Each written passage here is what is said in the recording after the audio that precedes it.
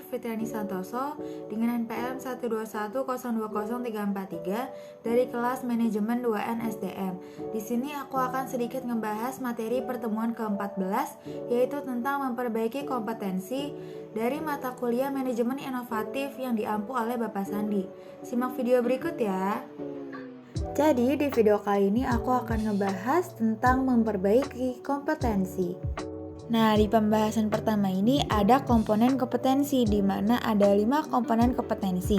Yang pertama ada motivize, atau motif, menggerakkan, menggairahkan, dan menyeleksi perilaku terhadap tujuan atau kegiatan tertentu. Yang kedua ada traits, yaitu karakter fisik dan respon konsisten terhadap berbagai situasi atau informasi. Yang ketiga ada self-concept, atau sikap, nilai, dan citra diri seseorang. Selanjutnya ada knowledge atau pengetahuan atau info seseorang dalam bidang spesifik tertentu. Dan yang terakhir ada skill atau kemampuan untuk melaksanakan tugas fisik tertentu atau tugas mental tertentu.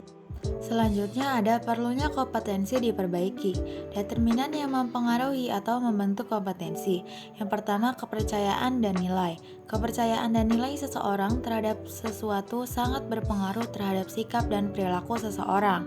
Selanjutnya keahlian atau keterampilan. Aspek keahlian atau keterampilan ini memegang peran penting dalam membentuk kompetensi. Selanjutnya pengalaman.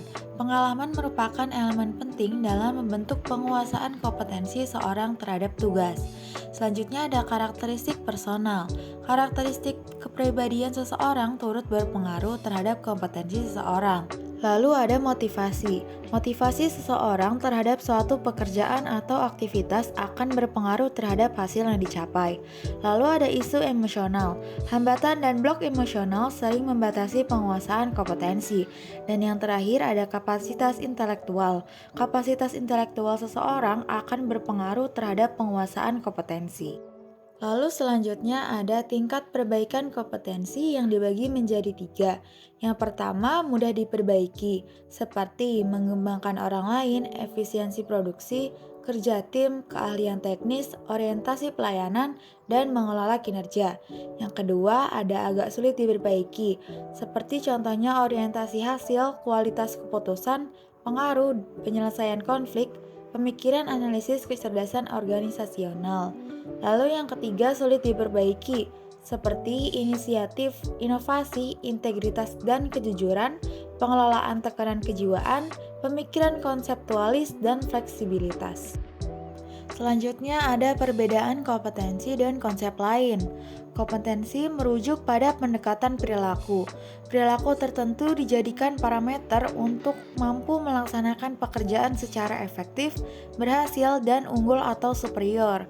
Yang kedua ada komponen kompetensi. Komponen kompetensi terdiri dari dorongan, sifat, citra diri, peran sosial, dan kemampuan menurut Boyatzis pada tahun 1982. Selanjutnya ada pemahaman kompetensi. Dalam hal pemahaman kompetensi perlu dijelaskan pengertian tentang pengetahuan, keterampilan, kemampuan, dan bakat untuk mengetahui sejauh mana perbedaan atau kesamaan dari konsep tersebut menurut Spencer pada tahun 1993. Lanjutan dari perbedaan kompetensi dan konsep lain, ada pengetahuan seseorang. Pengetahuan yang dimiliki seseorang bisa dikategorikan ke dalam 2 jenis, yaitu pengetahuan yang disadari dan pengetahuan yang tidak dapat disadari menurut Dale pada tahun 2003. Lalu ada keterampilan perilaku. Keterampilan perilaku yang terkait tugas bisa dikuasai melalui latihan dan bantuan orang lain. Selanjutnya ada perilaku. Perilaku merupakan fungsi dari faktor kepribadian individu dan faktor lingkungan. Sikap dibentuk dari kombinasi pengalaman, kondisi sosial atau lingkungan, dan kepribadian. Kemudian ada rancangan studi. Rancangan studi terbaik model kompetensi dengan menggunakan sampel yang terdiri dari 6 tahap, yaitu menetapkan kriteria kinerja efektif, mengidentifikasi kriteria sampel, mengumpulkan data, analisis data dan pengembangan model kompetensi, validasi model kompetensi, dan yang terakhir mempersiapkan penerapan model kompetensi menurut Spencer dan Spencer. Lalu selanjutnya ada tahap untuk merancang studi kompetensi.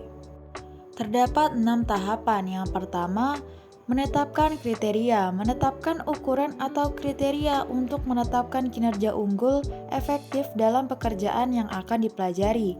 Yang kedua, mengidentifikasi kriteria sampel. Kriteria efektivitas kinerja yang dikembangkan dalam tahap 1 digunakan untuk mengidentifikasi kinerja kelompok kinerja unggul dan rata-rata. Yang ketiga, metode pengumpulan data bervariasi. Terdapat 6 metode yaitu BI, panel ahli, survei, database model kompetensi atau sistem ahli, analisis jabatan, dan observasi langsung. Yang keempat ada analisis data dan pengembangan model. Pada tahap ini, data dan seluruh sumber dianalisis untuk mengidentifikasi kompetensi kepribadian dan keahlian yang dimiliki pekerja. Yang kelima ada validasi model kompetensi. Model kompetensi yang diuji dengan melihat jika model dimaksud memprediksikan kinerja dari orang-orang dalam kedua kelompok sampel pada waktu yang sama. Dan yang terakhir, mempersiapkan penerapan model kompetensi.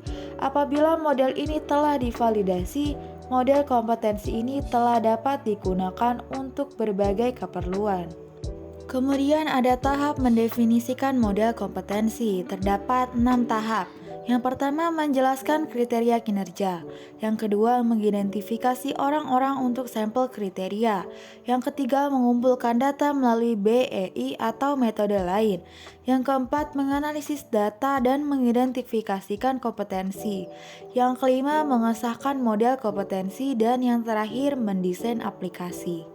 Sekian materi yang bisa saya sampaikan pada video kali ini. Jika ada kurangnya saya mohon maaf yang sebesar-besarnya.